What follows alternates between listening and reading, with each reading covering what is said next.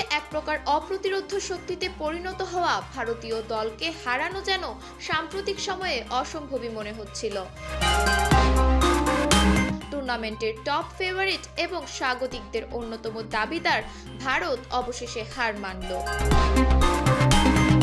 Super 8 পর্বে নিজেদের প্রথম ম্যাচে দক্ষিণ আফ্রিকার কাছে বড় ধাক্কা খেল টিম ইন্ডিয়া। দক্ষিণ আফ্রিকার দেওয়া 188 রানের লক্ষ্য তাড়া করতে নেমে শুরু থেকেই ছন্দহীন দেখায় ভারতীয় ব্যাটিং লাইন আপ।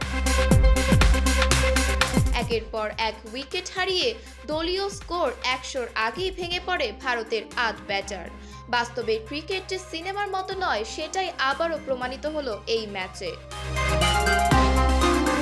ভারতের হয়ে একমাত্র প্রতিরোধ গড়ে তোলেন শিবম দুবে। তার ব্যাট থেকেই আসে সর্বোচ্চ রান। দীর্ঘদিন রান খরায় থাকা মারকুটে ওপেনার অভিষেক শর্মা এদিন কিছুটা স্বস্তির ইনিংস খেললেও 15 রানের বেশি করতে পারেননি, যা দলের হারের ব্যবধান কমানোর জন্য যথেষ্ট ছিল না। অন্যদিকে বল হাতে দুর্দান্ত পারফরম্যান্স উপহার দেয় প্রোটিয়া বোলাররা। ভারতের ব্যাটিং মেরুদণ্ড ভেঙে দেওয়ার প্রধান কারিগর ছিলেন কেশব মহারাজ। তাকে দারুণভাবে সহায়তা করেন এইডেন মাকরাম, মার্কো জনসন ও করবিন বসজ। এর আগে ব্যাট হাতে আগুন ঝরান দক্ষিণ আফ্রিকার ব্যাটাররা। ডেভিড মিলার, দিওয়াল্ড ব্রেভিস এবং ক্রিস্টান স্টাবসের ঝড়ো ইনিংসে ভর করেই প্রোটিয়ারা সংগ্রহ করে 187 রান।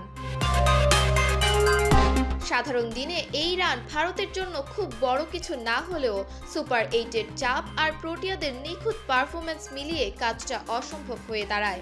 ফলে বিশ্বকাপের সুপার 8 পর্বে দক্ষিণ আফ্রিকার বিপক্ষে হার দিয়েই শুরু হলো ভারতের যাত্রা।